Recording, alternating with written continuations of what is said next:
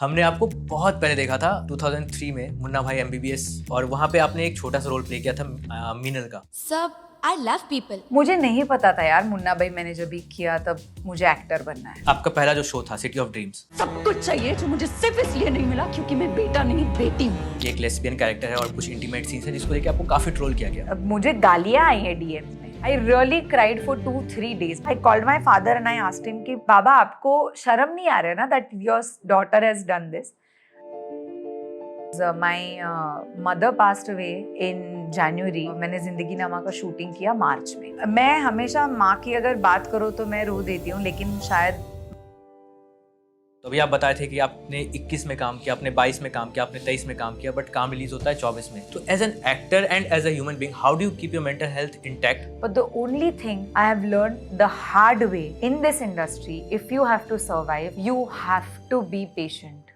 अभी ना जाओ छोड़ के दिल अभी भरा नहीं। Hello and welcome to another episode of digital commentaries unfolding talents.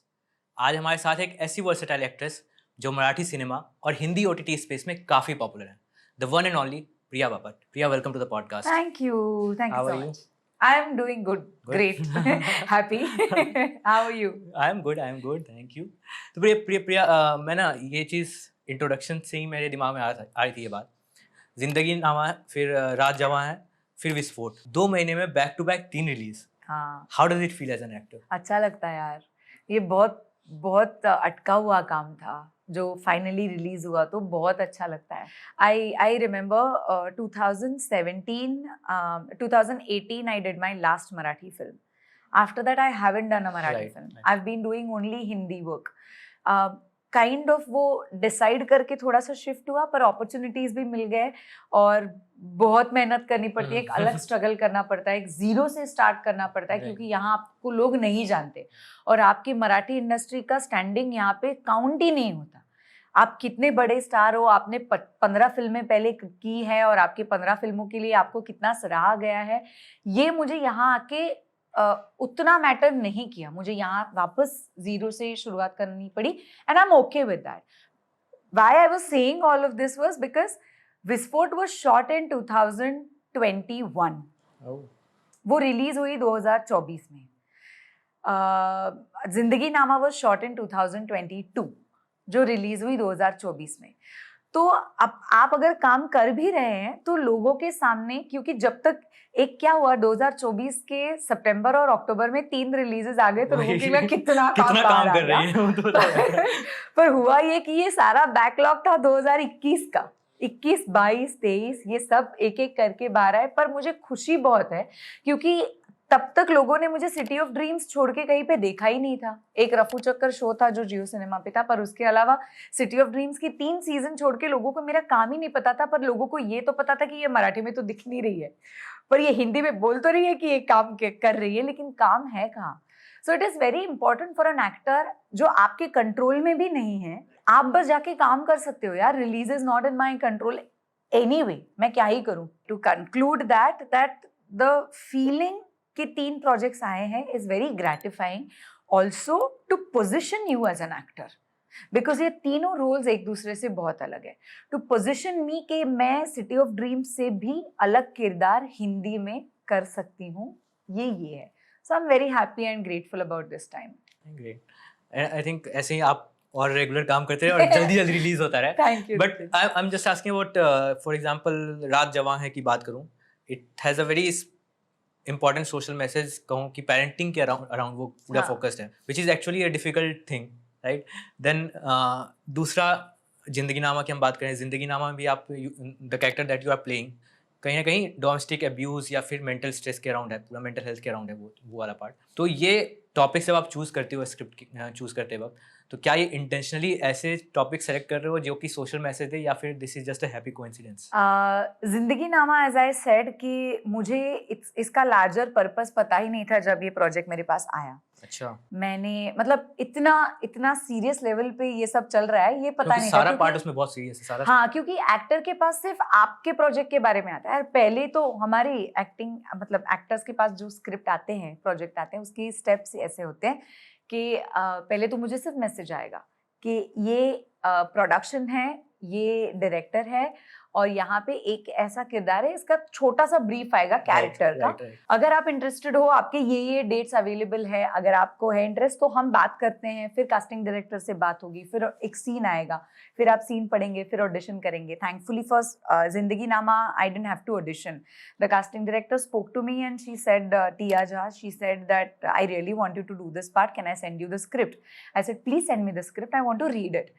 So when I read it, I understood that this is about a much more and a deeper trauma and an important subject than just doing or being a part of a short film. पर पहला interest तो यही था कि अरे कोई मुझे being a Maharashtrian, being this very urban looking fair looking girl complexion जो मेरा है, उसके completely contrast कैरेक्टर कोई मुझे पूछ रहा है was a great challenge, and I felt so grateful that somebody trusted me with this. So that happened with Zindagi Nama. So my first instinct was to jump on this opportunity कि मुझे एक Bihari character जो कि एक village की औरत है करने मिल रहा है, तो मैं हाँ बोल दूंगी. फिर मैंने जब स्क्रिप्ट पढ़ा तब मुझे समझ आया, अच्छा जो मुझे लग रहा है वो इतना आसान है नहीं. क्योंकि बहुत बार ऐसे होता है ना कि अगर आपने जिंदगी नामा का ये देखा भी होगा तो Aditya has directed it very well. He has directed with so much empathy and understanding. कहीं भी preachy नहीं होती है फिल्म, पर बहुत कुछ आपको दे भी जाती है. For an actor, it becomes like for a character like mine, Vaidehi, it became more challenging क्योंकि आप अगर देखें तो वो उसको lines ही नहीं है. उसको सिर्फ एंड में एक लाइन का पैच है जहाँ पे वो बात करती है, पर नहीं तो वो बात भी नहीं करती. It becomes even more challenging to express everything by your eyes and face. और अगर आपको रोना है तो आपकी हर तरह का रोना भी अलग अलग हो, ताकि उस रोने का भी डिफरेंस मुझे समझ आए कि ये डर वाला रोना है कि फ्रस्ट्रेशन वाला रोना है कि गिव अप करने वाला रोना है कि कैसा रोना है. तो वो बहुत ही चैलेंजिंग था. राज जवाने के टाइम ऐसे कुछ पर्पस नहीं था कि ये अभी मेंटल हेल्थ अवेयरनेस पे करना है, नहीं. पर मुझे लगता है कि हम छोटी छोटी जिंदगी में हम जीते हैं ना, तो वो छोटी छोटी चीजें भी आपको बहुत कुछ सिखा जाती है, एंड हम बहुत सारी चीजों को इग्नोर भी कर देते हैं. Like for example the character that I play in Raj Jawane is Suman, and I always feel that Suman represents most women in India. क्योंकि हमें सिखाया ही ये जाता है कि क्यों बात करनी है, छोड़ देना, मत बोल, अपने ही पास रख, सबको खाना खाने दे फिर तू खा. मतलब कहाँ से इतना deep conditioning. I know the time is changing, I know our generation is different, we are trying to bring that change in, पर ये इतना डीप रूटेड है कि मुझे लगता है कि कभी कभी अगर मतलब इट्स अ सिंपलेस्ट थिंग कि अगर मेरे घर में हेल्प आ रही है तो वो आके मुझसे ही पूछेगी, वो मेरे हस्बैंड को नहीं पूछेगी कि ब्रेकफास्ट में क्या करना है. ये सवाल का जवाब मुझे ही देना पड़ता है. कंडीशनिंग वैसी हो रखी है. हमारी कंडीशनिंग ही है वैसी. क्यों देना है, मुझे नहीं देना आज जवाब. मुझे तो इसलिए कभी कभी बहुत अच्छा लगता है जब मैं होटल में जाके रहती हूँ, क्योंकि मुझे कोई पूछता नहीं है कि ब्रेकफास्ट में आज क्या करना है. I think these are very simple things, right. And you are so conditioned that way कि आपको पता भी नहीं चलता कि आप भी वैसे फंक्शन कर रहे हो. And that's why we have a very beautiful aspect in the show Raj Jawane, where Avinash's character, like Varun's character, is a stay-at-home dad. It's such a great inspiration for our generation. Yeah, we should set these benchmarks where people will take such stands that it's not one person's responsibility; it is both of us. We both have to do it equally. बहुत बोल दिया मैंने. From where to where. मैं अभी वही सोच रहा था कि जितना आपने बोला, मुझे लगता है पिछले 3 मिनट में मेरे पास 10 क्वेश्चंस आ गए हैं. Because when you talk about mental health ना, मुझे नहीं लगता कि वो सिर्फ किसी ट्रॉमा से ही रिलेटेड है, बट मैं आपके डे टू डे लाइफ से भी रिलेटेड है. मैं यही चीज पूछना चाहता हूँ कि जैसे जब आप एज एन एक्टर काम करते हो, तो अभी आप बताए थे कि आपने 21 में काम किया, आपने 22 में काम किया, आपने 23 में काम किया, बट काम रिलीज होता है 24 में. वो बीच में एक फेज आता है. तो as an actor and as a human being, how do you keep your mental health intact? क्योंकि एज एन एक्टर आपके ऊपर बहुत ज़्यादा वो प्रेशर भी रहता है कि आपको रेलेवेंट दिखते रहना है, आपको रेलेवेंट बने रहना है, लोग कहीं भूल ना जाए आपको इस एक्ट्रेस की भीड़ में. तो वो उस वक्त आप मेंटल हेल्थ को कैसे इंटैक्ट रखते हो? टफ होता है, पर करना पड़ता है. मतलब एक बार ऐसे हुआ था, एक तो मैं ना ज़्यादा सोशल मीडिया पे, और मैं क्या, कोई भी, अगर आप किसी दुख से गुजर रहे हो, you don't go and post about it on social media, right? You always want to show your brighter side, happy side, जो लोगों को देखने में अच्छी लगे, जो आपको लगता है कि लोगों को देखने में अच्छी लगेगी. Exactly, हाँ. दैट इज ऑल्सो वेरी हाँ. इंपॉर्टेंट. मुझे एक बार मेरी एक दोस्त ने पूछा था कि how are you Priya, so good to see such great posts that you keep posting, कितना मस्त चल रहा है लाइफ एंड ये. I said, yeah, everything is good. It's just that thoda idhar udhar hai. And then I spoke to her. I spoke to her about the difficulties that I had at that time. And she was like, my God, तेरे social media account से तो पता ही नहीं चलता कि तेरी life में इतना difficulties है. I said, but that's not where you should judge a person's life, right?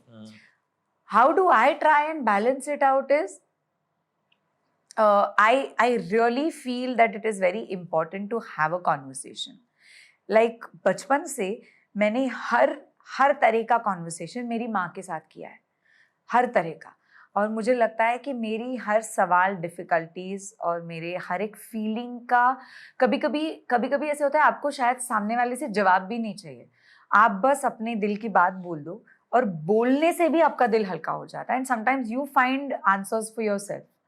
You know, that also helps. For me, having a conversation is something that keeps me sane. Learning something in that time when things are not releasing and I don't know where what I'm doing, that learning something new that keeps me sane. और मुझे लगता है कि 4-5 चीज़ें हैं जो मैं खुद की शांति के लिए करना चाहती हूँ, करने की कोशिश करती हूँ, पर ऐसे बिल्कुल नहीं है कि मुझे ये हिट नहीं करता. There are days when it hits you really hard. You feel low. You feel you're not good enough. And somehow you manage to stay positive. You'll have to stay positive. There is no other way. पर ये इसके लिए मैं हमेशा credit देती हूँ मेरा husband. Good I married to an actor, तो हम एक दूसरे का काउंसलिंग बीच में करते रहते हैं. I think that really helps. But I won't lie. I mean, there are phases. There are days, there are phases, and every actor feels that, yeah. But the only thing I have learned the hard way in this industry, if you have to survive, you have to be patient.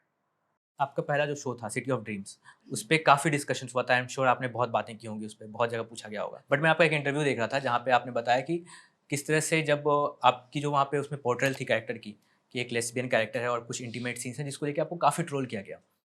तो मैं ये जानना चाहता हूँ कि जब as an actor जब ऐसा होता है कि आपके काम की जगह आपके ऊपर पर्सनल अटैक्स किए जाते हैं, आपको ट्रोल किया जाता है, रैदर देन कि हाँ आपको काम के लिए कुछ कंस्ट्रक्टिव फीडबैक मिले कि आपने अच्छा क्या ख़राब किया, उस टाइम पे फिर आप अपने आप को कैसे इंटरेक्ट रखते हो? बहुत बुरा लगा यार. I'll tell you the day also. I remember Ejaz और मैं इंटरव्यूज़ कर रहे थे. अचानक से फ़ोन बजने लगा, बहुत सारी नोटिफिकेशन. एवरीबडी वाज सेइंग कि तुम ओपन मत कर ये वीडियो, ओपन मत कर. I was like what is it. And I didn't want to see it as a clip, क्योंकि मुझे पता था कि मैंने क्या किया है शो में, पर हम सब लोग चौंक पड़े कि ये बाहर कैसे आया. And this was on the first day of the release.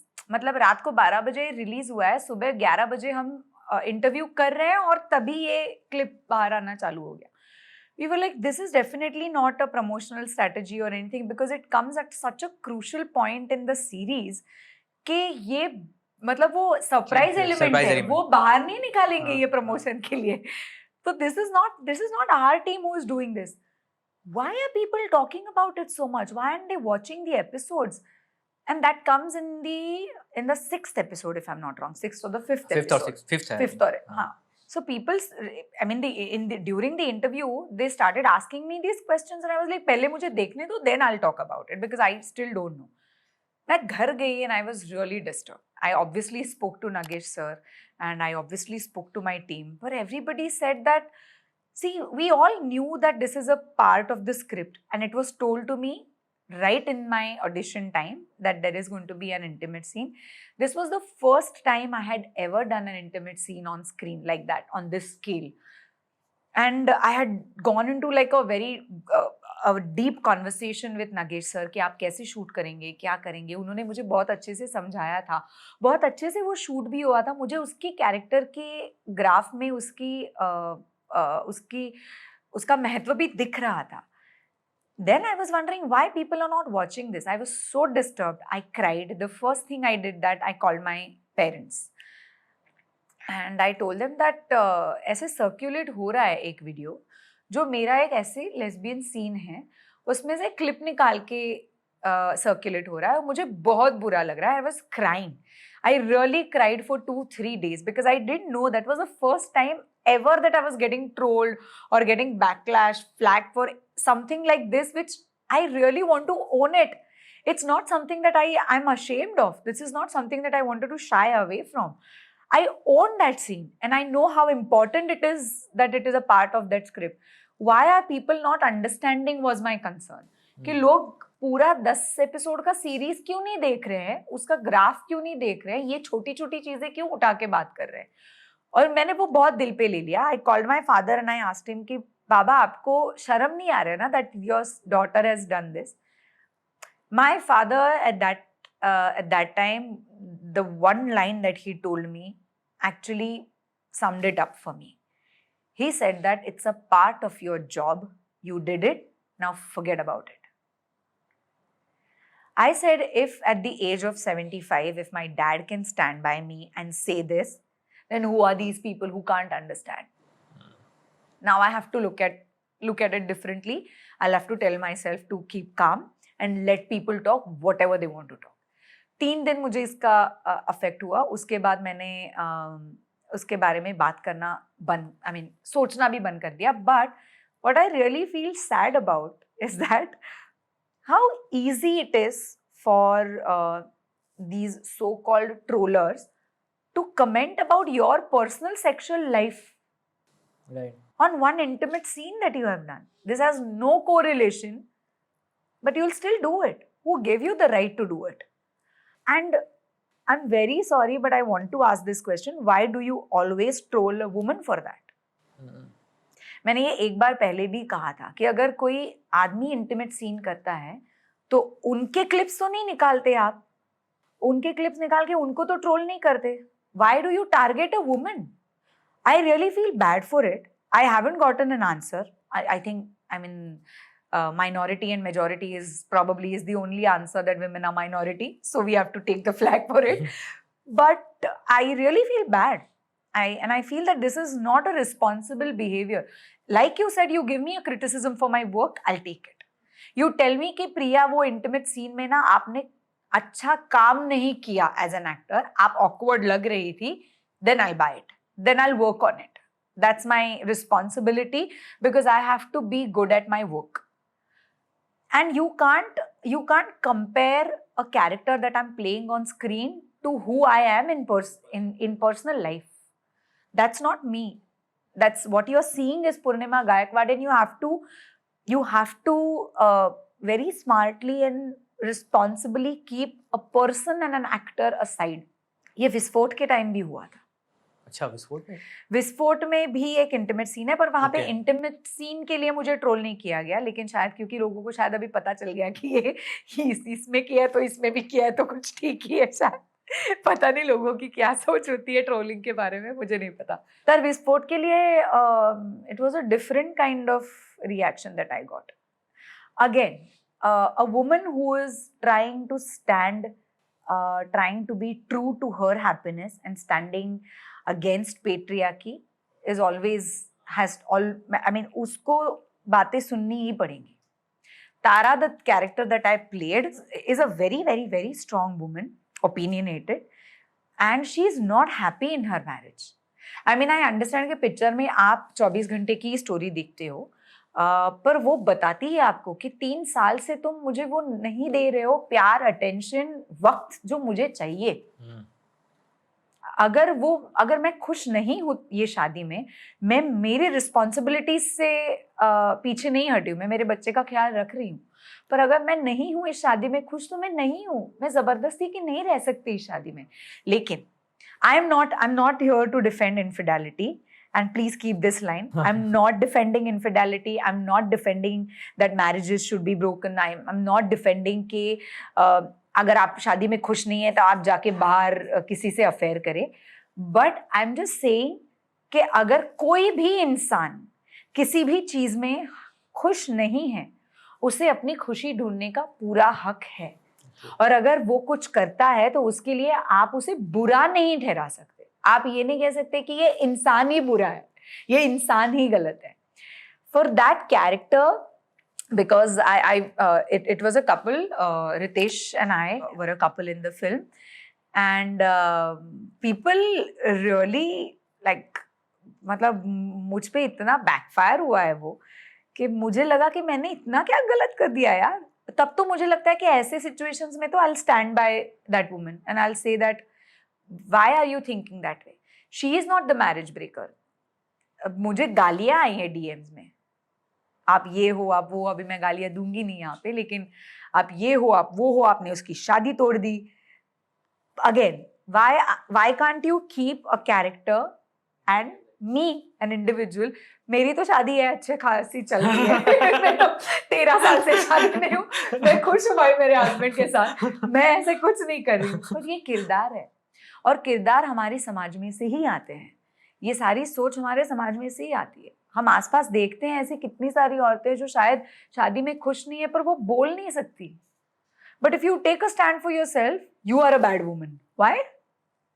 It's so easy to troll women like that, yeah. तो मतलब इन जनरल अगर आप किसी चीज़ से खुश नहीं हो तो वो आप फिर छोड़ के निकल सकते हो। सकता है चलो इन्फिनिटी गलत हो फॉर एग्जांपल, बट आप शादी को तोड़ के फिर आप बाहर निकल सकते हो। और दूसरी चीज़ मुझे लगता है ये कि हाँ, जो आपने बोला कि इन जनरल अगर जो लाइन है between real and real life, वो लोग ब्लर कर ले रहे हैं, वो लोग भूल जाते हैं कि हाँ ये रियल पर्सन है, ये बहुत पर्सनली ले लेते वो चीज़ पर्सनल। बट फिर ये चीज़ें जो है, ये पर्सनल अटैक्स या trolls, do this thing somewhere hamper your creative decision? कि अगर शायद फिर कभी आपको फॉर एग्जांपल कभी एक ऐसा सिमिलर कैरेक्टर मिले तो आप दोबारा एक सोचने लग जाओगे यार मैं करूँ या नहीं करूँ? नहीं, कभी नहीं। अगर वो हुआ तो मैं खुद को कलाकार क्यों बोलूं?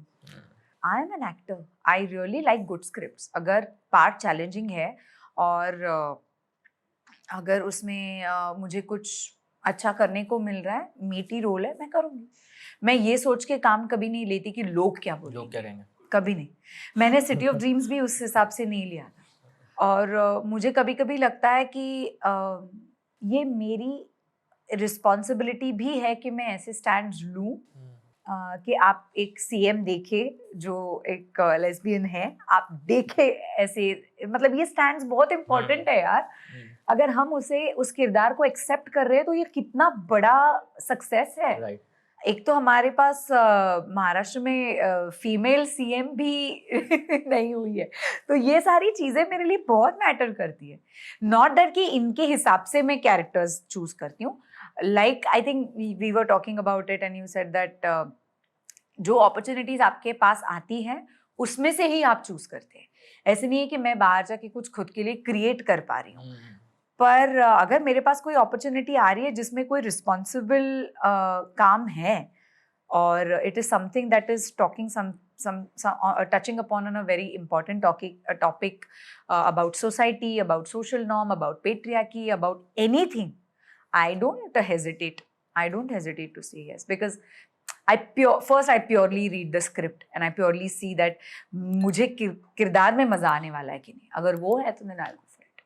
एक ऐसा ही चैलेंजिंग रोल अभी आपने हाल में किया जिसके बारे में बात करते हैं, जिंदगी नामा। हाँ। क्योंकि जो जिंदगी नामा में कैरेक्टर है बिहारी रूरल लेडी का, तो और उसमें भी एक और एस्पेक्ट था यार कि उसमें आपके डायलॉग्स, जैसे हमने बात की, डायलॉग्स बहुत कम थे, ना के बराबर डायलॉग्स थे। आपको जितना भी काम करना था वो एक्सप्रेशंस और इमोशंस हाँ। के थ्रू, और उसके लिए मुझे लगता है कहीं ना कहीं आपको एक उस स्पेस में जाना पड़ता होगा इमोशनली या मेंटली, कि मैं उस माइंड स्टेट में हूँ जहाँ पे ये डोमेस्टिक अब्यूज़ चल रहा है, ये सब चीज़ें चल रही है और फिर मुझे निकलना है।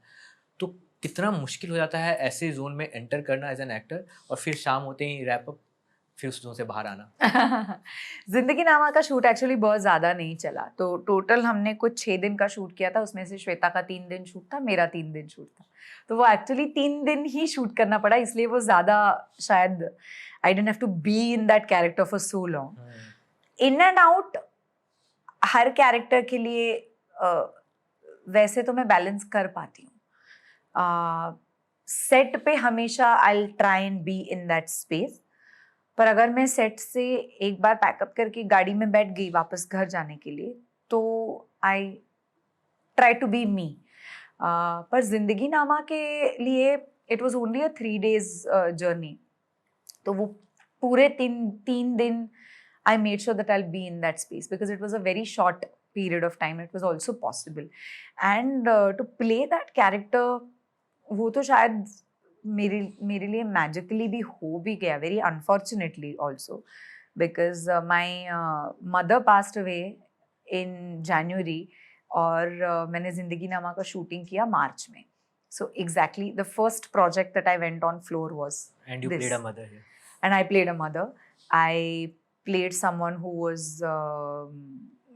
was going through a trauma, who had anxiety, fear, panic, and I think just the thought that she is, the only answer Vaidehi has is to take her own life away and kill herself. That was quite traumatic for me. So that I mean, I took a little time. उससे ज़्यादा उससे वो जो बाबा के पास लेके जाते हैं and all of that, उससे जो उसकी एंजाइटी बढ़ती है, I think that exhausted me a lot. तो फिजिकल टायरनेस और इमोशनल एग्जॉस्ट बहुत हो गई मैं जिंदगी नामा में, बट आई थिंक इमोशनली वो एक खालीपन मेरे में था उस वक्त जो मुझे फील हो रहा था, तो शायद वो ट्रांसलेट भी हो गया स्क्रीन पे। मुझे था मैं ना रो दूं मुझे। अरे मैं मैं emotional हो कितना, मैं हमेशा माँ की अगर बात करो तो मैं रो देती हूँ, लेकिन शायद माँ को अभी गुजर के 2 साल हो गए। पहले 1 साल में तो मैंने कभी माँ के बारे में बात भी नहीं की। एक बार कभी किसी ने इंटरव्यू में मुझसे कुछ पूछा था इन मराठी इंटरव्यू में, तो मैं बात भी नहीं कर पाई। मैंने तो उसको बोला मैं is it okay if I don't talk about it, क्योंकि मुझे नहीं पता मैं कैसे बात करूँ अपनी माँ के बारे में, पर because I was very very very close to my mom and I still am, I feel. Sorry हाँ हाँ तो ये तो सब बहुत हैवी हो गया। कोई नहीं, तो प्रिया हम थोड़ा सा लाइटिंग मूड में चलते हैं अब। तो लास्ट 2 years की आप बात कर रहे हो, मैं थोड़ा सा पीछे जाता हूँ, लास्ट 20 years की बात करता हूँ कि हमने आपको बहुत पहले देखा था 2003 में मुन्ना भाई MBBS। हाँ, Munna Bhai MBBS, and it's been almost 21 years। 3 में रिलीज हुआ होगा शायद। तो 21 सालों की जर्नी है, और वहाँ पे आपने एक छोटा सा रोल प्ले किया था मीनल का, हाइला आपको नाम मुन्ना भी भाई याद MBBS है? में। तो 21 साल के बाद now you are at a position जहाँ पे आपके बैक टू बैक 3 रिलीजेस होते हैं। आप IMDb की one of the most high, I think second ranked popular actor में आप काउंट हो रहे हो। फिर आपको मैंने देखा कि वो भी था कि one of the most paid Marathi actress, Really? वो भी था हाईएस्ट पेड। क्या तो बात कर रहे हो? ये सारी- मुझे भी नहीं पता। ये तो मेरा क्वेश्चन भी था कि पता कैसे चलता है, ये कौन बताता है? मुझे नहीं पता, वो उन लोगों को मेरे पैसे कैसे पता चलते हैं, वही। पहली बात तो ये है। बट जो ये जोक्स असाइड, ये जो चीज़ें हैं जैसे कि like you know being in IMDb most popular list, it's kind of an achievement in itself. It is. अब now that you look back at the Priya Bapat from 20 साल पहले, उस वक्त क्या था मन में कि यार सोचा था कि मैं इतना कुछ बड़ा कर पाऊंगी 20 साल के बाद, या फिर क्या एम्बिशंस थे, और now that you look back क्या फील होता है अपनी जर्नी को देख के? I feel happy and proud. Yeah. I'm happy, but I'm not satisfied. I mean, like, I wouldn't stop here. If I will say I'm satisfied, तो क्या मतलब जर्नी ही खत्म हो गई ना? ऐसे तो नहीं है, मुझे और बहुत कुछ करना है, बहुत अचीव करना है, बहुत सारा काम करना है, बहुत लोगों के साथ भी काम करना है. But I'm very happy and grateful. I also think this journey wasn't easy for sure. और वो तो किसी के लिए भी नहीं होती, मेरे लिए भी नहीं थी. मुझे नहीं पता था यार, मुन्ना भाई मैंने जब भी किया तब मुझे एक्टर बनना है. It took me a long time to say about in 2007 when I did my first proper Marathi film is when I decided कि मुझे एक्टर बनना है. तब तक मैं एज अ चाइल्ड एक्टर बहुत काम करती थी, एड्स करती थी, बहुत सारे टेलीविजन कमर्शियल्स करती थी, मराठी फिल्म्स करती थी, मराठी टेलीविजन करती थी, मराठी थिएटर करती थी, सब कर रही थी. पर मैंने डिसाइड ही नहीं किया था कि मुझे एक्टिंग करनी है, बिकॉज साइड बाय साइड मैं पढ़ भी रही थी. ये एक ही रिग्रेट है शायद कि मैंने मुन्ना भाई के टाइम अगर मुझे पहले से ही पता होता कि मुझे क्या करना है तो शायद मेरी जर्नी अलग होती। पर मुझे ये भी लगता है कि शायद फिर मेरी जर्नी ये नहीं होती। एग्जैक्टली। तो अभी थोड़ी जैसे बड़े होते हैं आप, तो आप थोड़ा मैच्योर होते हैं, फिर आपकी सोच भी बदल जाती है ना, तो वैसे no regrets, I feel really grateful and you know when you see yourself in that IMDb ranking, it's very satisfying. I will not lie. मैंने बहुत ऑडिशंस दिए हैं, बहुत दिए हैं, आज भी देती हूँ। और कितने ऑडिशंस आप देते हो और उनमें से कितने ऑडिशंस देते हो, कितने ऑडिशंस में आप शॉर्टलिस्ट होते हो और कितना आप काम कर पाते हो। अगर मैं आपको मेरी ऑडिशंस की लिस्ट दिखाऊं तो वो और जितने प्रोजेक्ट्स मैंने किए हैं उसका परसेंटेज 1% भी नहीं होगा। तो ऐसे डिफिकल्टी में अगर someone is recognising your efforts, your hard work, your hardship, if they really want to see more of you, and if people are searching about you, trying to look for you on digital pages and आपके बारे में जानना चाहते हैं, तो I think ये मुझे लगता है कि एक सही शुरुआत है। And I'm not saying that I have reached. I'm saying ये बहुत सही शुरुआत है। ये अच्छी शुरुआत है। मुझे अब बहुत लंबा रास्ता जाना है, पर मैं अच्छे रास्ते पे हूँ, ये रीअश्योरेंस है। मैं वही पूछना भी चाह रहा था क्योंकि मैंने देखा कि लाइक आपको बहुत सारे अवार्ड्स से मिले हैं, आपको नॉमिनेशंस भी बहुत सारे मिले हैं, तो एज एन एक्टर तो मुझे नहीं लगता कि ये नॉन महाराष्ट्रियन लोगों को पता होगा शायद क्योंकि वो मुझे जानते ही नहीं है ना, उनको तो बस मैं सिटी ऑफ ड्रीम्स के लिए जानते हैं और मुन्ना भाई की वजह से जानते हैं। बट अभी तो अभी जो इतना अभी काम जानेंगे, तो अब जानेंगे, इसीलिए मैं बोल रही हूँ ये टाइम मेरे लिए बहुत अच्छा है क्योंकि अब जानेंगे वो ज्यादा। बट जैसे मराठी सिनेमा की बात करते थे तो उसी में मैं देख रहा था कि आपने मराठी सिनेमा में प्लेबैक सिंगिंग भी किया जिसका, and you have received a nomination as well. Did you receive an award also? No, I didn't receive an award. तो ये सिंगिंग कब स्टार्ट किया? ये सिंगिंग भी हमेशा से था या फिर स्कूल में थी तभी मम्मी ने, माँ की इच्छा थी that I should learn classical, so I started learning classical music at the age of 6. At the age of 6? हाँ, तो वो शायद 10वीं या 12वीं में वो बंद हो गया। फिर लाइक अभी 10वीं की एग्जाम्स है तो बहुत एग्जाम्स देने हैं ऑल ऑफ दैट, बट वो बंद हो गया। तो उसके बाद मैंने अब जाके कुछ 6-7 महीने मैंने वापस गाना सीखना चालू किया। तो यार वो पता है मैं नेक्स्ट क्या रिक्वेस्ट करने वाला हूँ।